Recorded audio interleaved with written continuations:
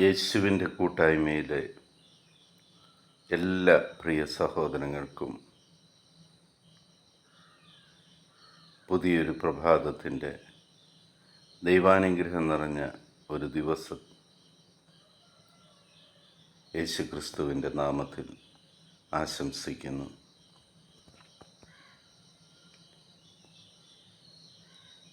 ഇന്ന് നമ്മൾ ശ്രവിക്കുന്ന തിരുവചന ഭാഗം എസെക്കിയേൽ ദീർഘദർശിയുടെ പുസ്തകം 37-ാം അധ്യായം 5-ാം തിരുവചനം. ദൈവമായ കർത്താവ് ഈ അസ്ഥികളോട് അരുളി ചെയ്യുന്നു, ഇതാ ഞാൻ നിങ്ങളിൽ പ്രാണൻ നിവേശിപ്പിക്കും, നിങ്ങൾ ജീവിക്കും.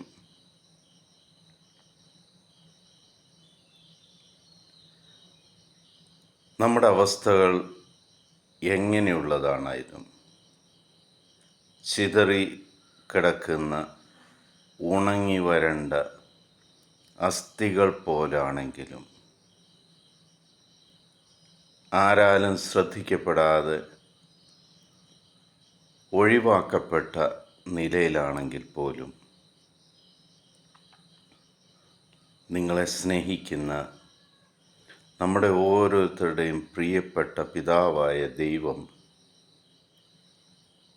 നമ്മൾക്ക് പുതുജീവൻ നൽകി നമ്മളെ അനുഗ്രഹിക്കും.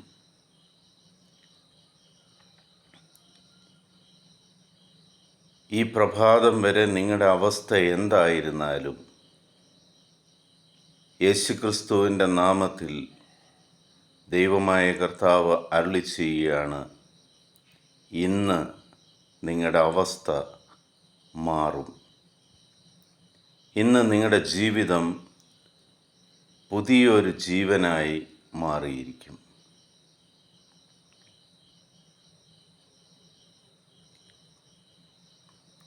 ഈ 5-ാം തിരുവചനത്തിനു മുമ്പ് ദൈവം എസെക്കിയേൽ പ്രവാചകനോട് പറയുന്നുണ്ട്,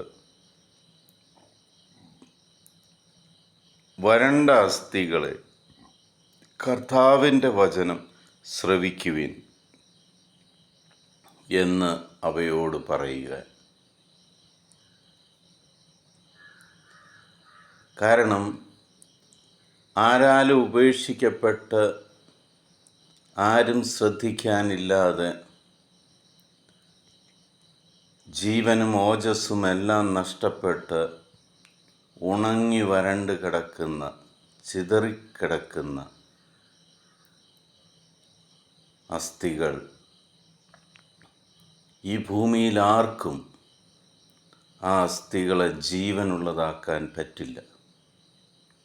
എന്നാൽ കർത്താവ് പറയുകയാണ്, നിന്റെ അവസ്ഥ എങ്ങനെയുള്ളതായിരുന്നാലും ഞാൻ ഇന്ന് അതിന് ജീവനുള്ളതാക്കി മാറ്റും. പുതിയ മാംസവും രക്തവും എല്ലാം നൽകി ജീവനുള്ള ഒരു മനുഷ്യനായി നിന്നെ ഞാൻ മാറ്റും.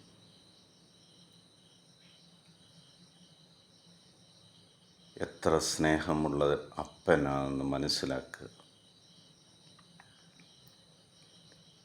നിങ്ങളുടെ പ്രാർത്ഥനകൾക്ക് മറുപടി ലഭിക്കുന്ന ദിവസമാണെന്ന്.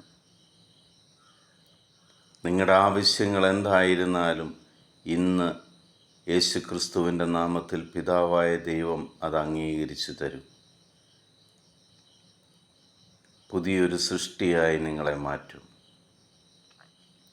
പിതാവായ ദൈവത്തിൻ്റെയും പുത്രനായ യേശുക്രിസ്തുവിൻ്റെയും പരിശുദ്ധാത്മാവിൻ്റെയും കൃപയും അനുഗ്രഹവും സമാധാനവും ഇന്നും എപ്പോഴും നിങ്ങളുടെ കൂടെ ഉണ്ടായിരിക്കട്ടെ.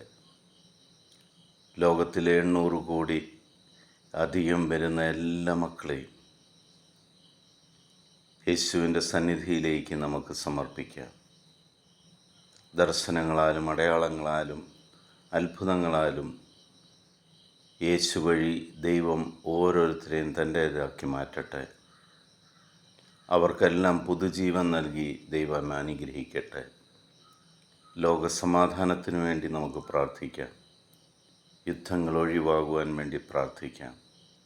രാഷ്ട്രത്തലവന്മാർ നല്ല തീരുമാനങ്ങൾ എടുക്കുവാൻ പ്രാർത്ഥിക്കാം.